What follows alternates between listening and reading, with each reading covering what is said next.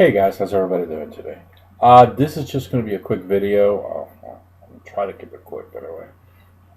About my Gemtech IOU upgrade on my suppressor. Well, let's just say I am not too impressed with it. This is not going to be a full review. This is just going to be mainly talking about maybe some of the flaws with the design and all that stuff. Some of the issues that I saw, and I'm going to the range sometime this week, and I will have some footage of me shooting it. I'm also going to have Mike, which you guys have seen in other videos, him shooting some of my stuff, and let him check it out and try it out and see what he also has to say about it. Yeah, I'm really disappointed with it. It's very strange. I tested it out on two different rifles. I did my Bolt Savage rifle, um, very quiet, using CCI quiet ammo. That's what I have right here, and it was very quiet, very quiet. It's a lot quieter than what it used to be. Um, but then I tried it on my GSG 1911, and wow, it was loud. I don't understand why on my 22 bolt it was very quiet. You could only hear the impact of the bullet hitting the backstop that I made, and then I tried using this with the same ammo because I know it won't cycle it, so it'll make less noise. But it was so loud, I actually had a headache by the time I only shot like 5 rounds. It was just too painful to shoot it. Um, and I was like, "Wow, this is weird." So I went ahead and I pulled out my other one. I finished rebuilding it. It's um, my other 22, the one they called the Beast. This thing is humongous. Um, and it was weird. I did the same thing. I put the ammo in it, and the same 22 ammo I did was because it won't cycle. I'm sorry. It will cycle the next round into the chamber, but it will not reset the hammer. So what I do is I only put 1 round in it, go ahead and I put it in, charge it, and then I shoot and let it eject the shell out, and then I pull out the magazine, I put a new round in it, and then I rack it again, and then I take another shot. It was very quiet. Very quiet. I was like, okay, that's kind of weird. I don't understand why he's doing that. I don't understand why it's so quiet on my rifles, but it's so loud on my 22 handgun.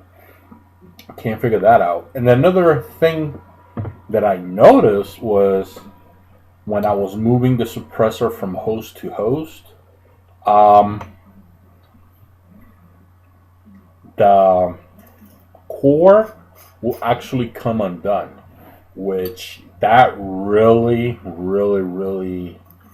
did not make me too happy, um, because the issue with that is, that means I can't shoot this with rapid fire. That means, like, let's say if somebody has a full auto 22 and they say, hey, can I test out your suppressor on it because now it's rated for full auto 22, the core is not going to stay on there. It's actually going to come loose after just a few rounds. And think about doing a full auto 25 rounds in less than a second. What do you think is going to happen? I am not too happy about that. I spent $250 on this upgrade for my suppressor, and the core doesn't stay in. It actually starts coming loose. Like you can see that I'm tightening really hard on there. And the first time I noticed was on the GSG. I went ahead and I shot a couple of rounds. I went ahead and I shot a round, racked it, shot a round, racked it, shot a round, racked it. I did it 5 times. And when I went to inspect, the core was loose. It was actually about like that loose. Instead of, like right there, I have it tightened. You can see it takes a little bit of effort to untighten it. Well, mine was like literally like this. And I was like, okay, that's kind of weird. So when I went ahead and I did it on the Beast, on my other 22 rifle, it did the same thing. I only shot 5 rounds, went up to it, went to inspect it. It wasn't coming loose, but then when I got to the core, where it disassembles from the front, it was completely loose. I am really I am really not in a good mood right now. I don't know why it's doing that. And think about it. I was only using CCI quiet ammo. This is an average of 710 feet per second. This is literally less than subsonic. And for not hypervelocity, for high velocities, this is almost half of that speed. So you're getting less pressure, less velocity coming out of the suppressor than would you do with a standard 22 high velocity round, or even standard. I mean, there's a big difference between all those ammos. But the core was actually coming loose, and just like I said, I'm not too happy. I spend that money to get my suppressor upgraded so I can take it apart, clean it, put it back together, and use it whenever I wanted to. Now it's pretty much I'm back to square one, like originally happened. It was a sealed can. I went ahead and I was using it. It was very quiet. I was very happy with it, but I knew eventually, after a while, it would have to be taken apart for it to be cleaned, because it's a sealed can. Then Gemtech stopped that program, and then for a couple of years, they went ahead, oh, we're going to do the IOU program. And I'm thinking, oh my God, that's a blessing from heaven. I'm thinking, this is great. That means I don't have to worry about somebody jailbreaking my suppressor. So that way, I can clean it myself, which is a little bit more of a hassle to do.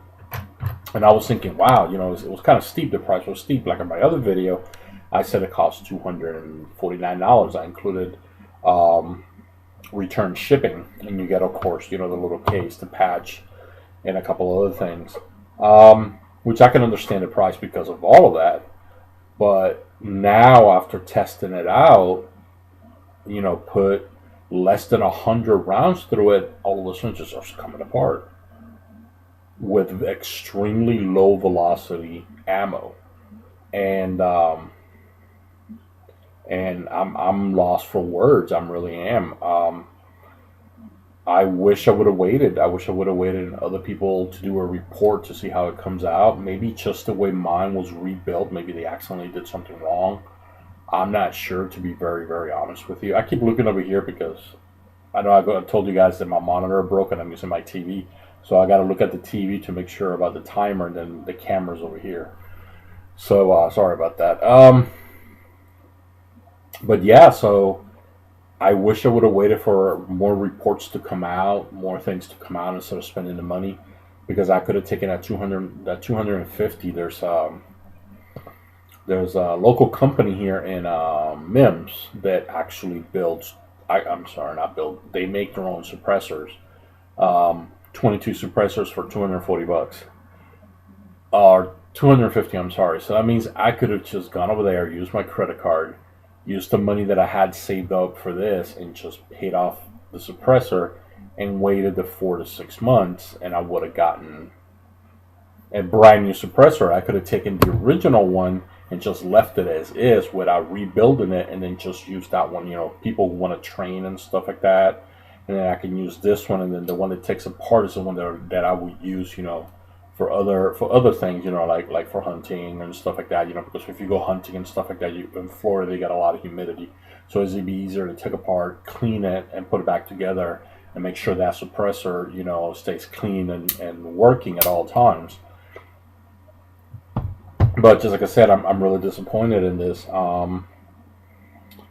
Like I said, maybe it was just the way they had to rebuild it. Maybe something went wrong. I'm not really sure, to be honest with you guys. I'm not an expert on suppressors. I do understand the basics of the suppressor. I understand how they make them and stuff like that. But the engineering behind it, with the screws and how the threading is done, that's a little bit more beyond what I understand about a suppressor. Everything else, you know, how the core works and everything, I figured that stuff out. I've seen plenty of reviews and stuff, but this is just going to be the first video. Yeah, sorry it's long, but I just wanted to really show my disappointment about what happened. I mean, I can't do anything about it now. I'm stuck with the suppressor forever, unless I sell it to somebody, but then I'll feel bad selling a suppressor like this to somebody, and then they're going to shoot it. All of a sudden, the core starts coming loose. They get a baffle strike. And boom, you know, their suppressor is going to end up getting damaged, especially if they use a full auto. They can completely destroy the suppressor, even if it's a 22. But you also have to remember, in less than a second, you're talking about something shooting 25 rounds. We're talking about 10 to 15 rounds every half a second, hitting a baffle at, you know, 1,200 or 1,400 feet per second, and the baffle just literally shattered, because, you know, they're not made like, you know, like 9mm and 5.56. You can see it's a very thin core. So, but yeah, just like I said, I'm really disappointed. Well, just like I said, will I still use it? Yes, but will I be able to use it on my AR pistol? It's a good chance that no, I'm not going to use it on my AR pistol. Am I going to use it on my 1911? Probably not. I'll probably just keep it on my bolt rifle.